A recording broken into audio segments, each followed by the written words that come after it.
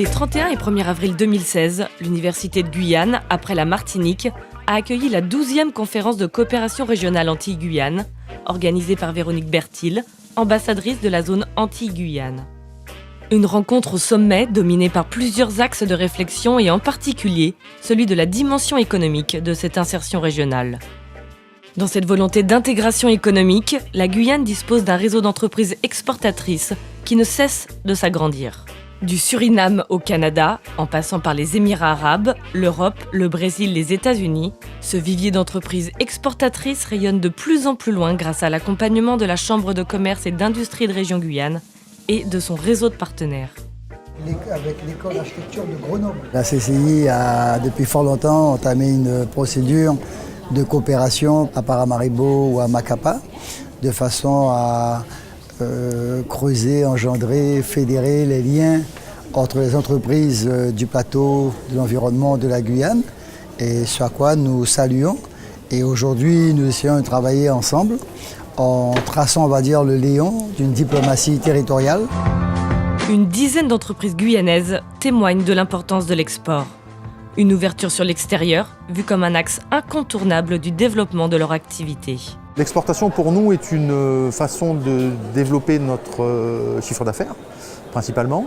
Et en tant qu'entreprise guyanaise, on se situe dans un cadre et dans un environnement et dans un contexte régional qui est intéressant, puisque nous sommes frontaliers avec le Brésil et avec le Suriname. Et donc les produits que nous avons développés en Guyane répondent à des problématiques qui sont aussi intéressantes pour nos voisins. Le marché de la Guyane est saturé, il y a 250 000 personnes, on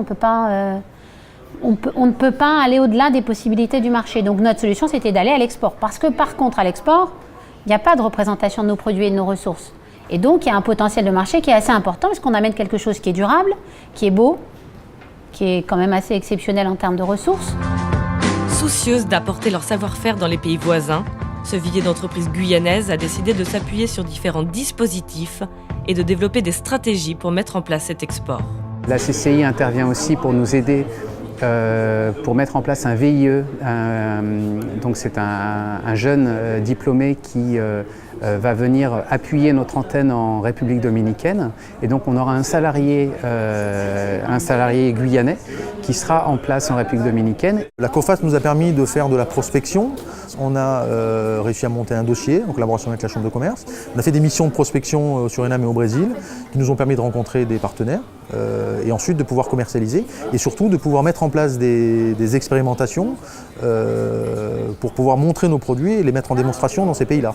J'ai choisi le Canada parce qu'ils aiment bien tout ce qui est produits naturels. Et la mise en place de cet export, j'ai fait avec l'appui de la Chambre de commerce, avec le dispositif Business France, pour la création d'un site internet vitrine bilingue pour la réalisation des plaquettes et aussi de la prospection test-offre auprès des clients potentiels, distributeurs et revendeurs. Guyacom exporte des services. Ce que nous avons fait par le passé, c'est un partenariat avec Oi, qui est l'opérateur historique du Brésil. Ça nous a permis ensemble de poser de la fibre optique entre Cayenne et Macapa à travers le pont de l'Oyapock et de fournir un service au nord du Brésil, à l'état de l'Amapá. Chaque produit a sa propre histoire et il est vrai que pour le Canada, c'était une seule de nos bières qui est partie.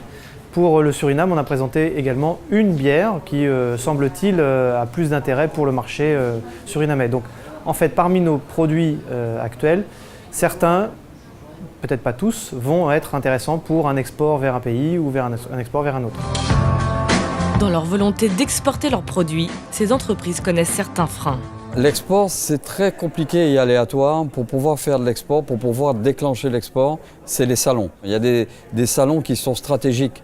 On a participé d'ailleurs à un salon à Miami, à un salon sur tout ce qui est alimentaire, pour pouvoir, pareil, essayer de comprendre et de voir les débouchés possibles sur les États-Unis. Mais pareil, la base, c'est la logistique. Si vous n'avez pas de logistique pour y aller, c'est impossible. Si nous avions effectivement une plus grosse structure, nous serions d'autant plus intéressés à l'export. Maintenant, la brasserie guyanaise est une entreprise assez jeune.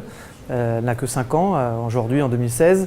Donc c'est quelque chose qui va se faire progressivement avec des investissements qui se font tous les ans et qui vont nous permettre de plus en plus de faire grossir la production. Ce que nous savons maintenant, c'est qu'en fait, il y a un vrai potentiel à l'export.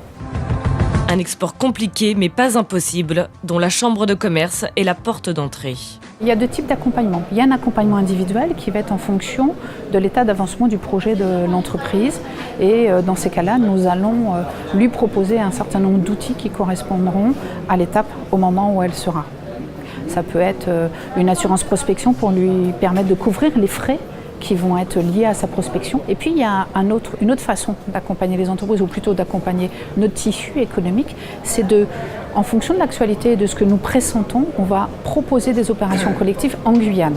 Par exemple, une journée pays où on va demander à un expert de la Colombie de venir présenter la Colombie parce qu'on sent qu'il y a des opportunités sur la Colombie ou sur Cuba, par exemple, qui est en train de s'ouvrir.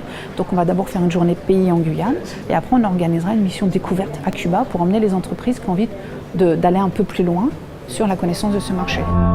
Au-delà des aides apportées, l'export c'est surtout une impulsion d'un chef d'entreprise. Et pour cela, chacun a son petit secret.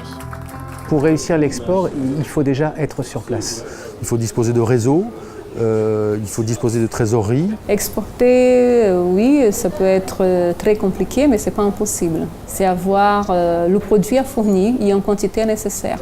L'export, ce n'est pas qu'une affaire de grandes entreprises, c'est également, je dirais en fait pour simplifier, un état d'esprit.